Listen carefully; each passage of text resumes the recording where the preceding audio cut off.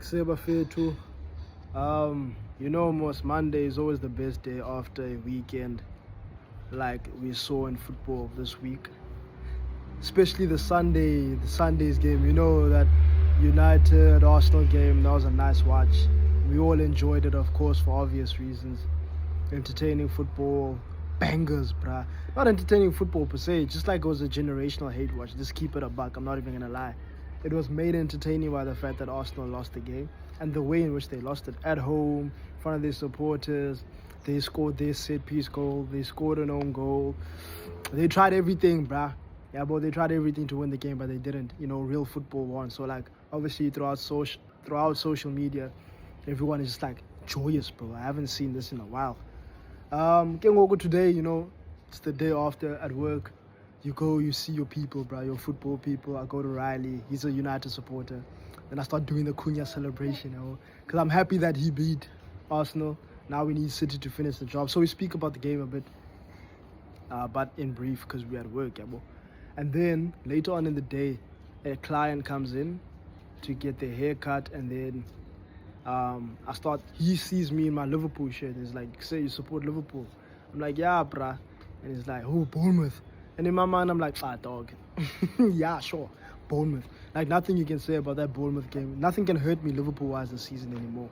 Like, I got over that game real quickly. I'm immune to it. I'm immune to the pain now, literally. And then he tells me that him and his son were there. They support Arsenal. So I start laughing, bruh. But I know how to read a room, and I know who to banter, when not to banter someone too hard. Because he looked like a decent guy, I didn't want to ruin his day by going overboard. And he wasn't South African, he's like Australian. No, he's not Australian, he's British. He's from London, but he lives in Australia.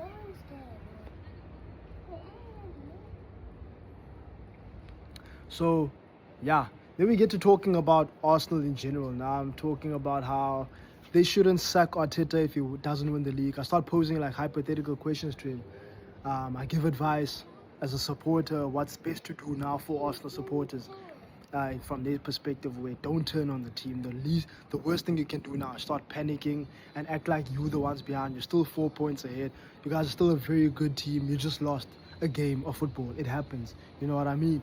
The worst thing you guys can do is become toxic, which is what's starting to happen on AFTV. That's why after the game last night, I went straight to Twitter, straight to AFTV, because I knew Lee, Gunner, and them, those guys, Troops, they're all going to start talking like a lot of negativity, you know what I'm saying? So I was telling him, I was advising him against that. Don't turn on Arteta. Even if Arteta doesn't win the league this season, don't sack him, because you won't find a better manager for Arsenal. Because what he's built at Arsenal so far and what he's continuing to build is very solid. He's got the foundation, he's got the culture, he's got the identity, he's got all the basics that are needed to become a successful club in the future. Even if Arsenal fans obviously want the future to be now, and it should be now. They're still in a very good position. They're 4 points clear. I also asked him if Arsenal don't win the league or the Champions League, does he want Arteta out? And he gave me a solid response. He said no, he doesn't want Arteta out because of the reasons I just stated. He posed the same question to me. I told him, no, I don't want to sack Slot. There's no reason for us to sack Slot as of yet. Yes, things are bad, but they're not dire, bro. Like, this guy just won the league. And I don't think Liverpool aren't a chopping and changing kind of team where we think you're a manager all the damn time, every now and then swap the manager. Nah, we don't have to do that. Plus, if we get a new manager, what if he doesn't want the players that we have? Then you got to get a new set of players. It's a lot, bruh. And there's still the rest of the season to play. There's still a lot to play for. Short timer. Then, what else happened? What else did we speak about? I want to get to the exciting part, but I'm building it up because there was a nice part in the conversation that I'm building up to. And then I asked him, bruh, what if I think Arsenal right now in the short term should focus on the Carabao. Make sure you win the Carabao no matter what. You're in a good position in the semi-final. You're beating Chelsea in the first leg. Go to Wembley. You're probably going to meet City at Wembley. Beat them. Win the cup. He's like, nah, he doesn't want the Carabao because it's a small trophy. It doesn't matter. It's either Premier League or Champions League. And I'm like, yes, I understand that. But winning the Carabao in March or Feb sets you up so nicely for the season. It gives the team more morale. The dopamine rush. It gives the fans something. I know Liverpool, we're shameless. We celebrate anything, you know what I mean? But that Carabao Cup win in March, April, whenever it is, like, it's so nice, bruh. and sets you up for the rest of the season because you get that winning feeling. You give the supporters a day of celebration, a day or two of celebration.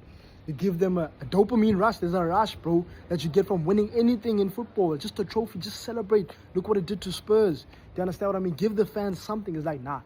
He stood fast on that. It's like, nah, I don't want the Carabao. Because if I win the Carabao and don't win the Premier League or the Champions League, then it's a failure. I'm like, I agree, but at least, bruh. He's like, he doesn't want the at least. And that's where we differed. And I understood him. Like, okay, that's your point of view and that's all good.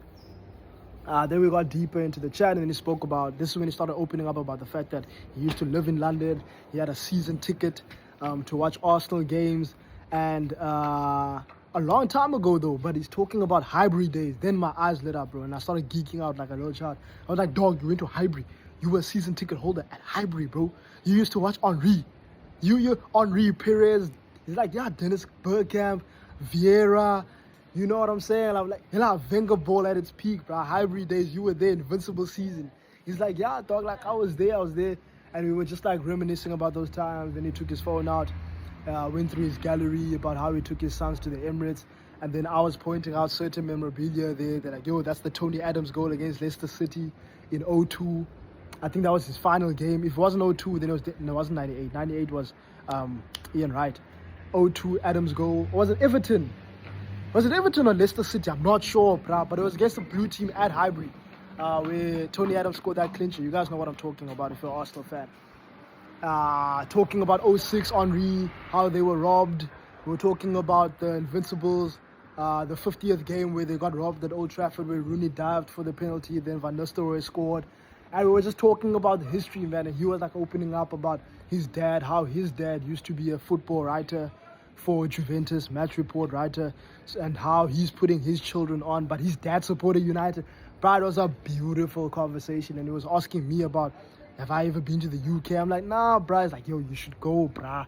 If you ever get the chance, you go watch a match in the UK. I'm like, dog, I'm trying to go to Anfield, bro. I know the chants. I know you'll never walk alone. Poor Sky told me all around the fields of Anfield Road. Like, I know all the songs, but I just need the opportunity. I just need a platform. I had the plan. I have the plan. I just need a platform. You know what I'm saying? Niggas, man. But okay. But yeah, that was basically it. And then throughout that conversation, like I realized I'm talking to a true Arsenal fan here. I'm not talking to your social media gunner. I'm not talking to someone, I'm talking to someone that went to the games, like a season ticket holder. His brother's still a season ticket holder at the Emirates. And he still occasionally flies to the Emirates to watch a game of Arsenal and so forth and so forth. And then a part of me was like, damn, it would be so nice to see this guy happy. You know what I'm saying? Like, yo, bruh, imagine you won the Premier League. Then I started entertaining chats of, bruh, if you guys reach the final of the Champions League, you need to go watch it live. And he's talking about how the tickets are expensive. And I'm, nah, bruh, I don't care, bro. You need to make a plan. You need to make a plan. If Arsenal reach the Champions League final, you need to be in that stadium because it could happen this season. If you reach the final, it's possible you might win it.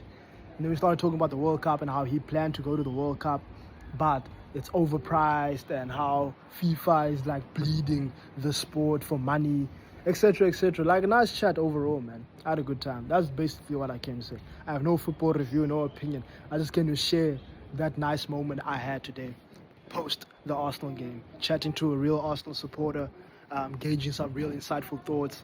He had a lot to say about Mikel Arteta as well and how they play. He also agreed that, they should attack a bit more. The attack is not, but they're solid, man. That's all I had to say.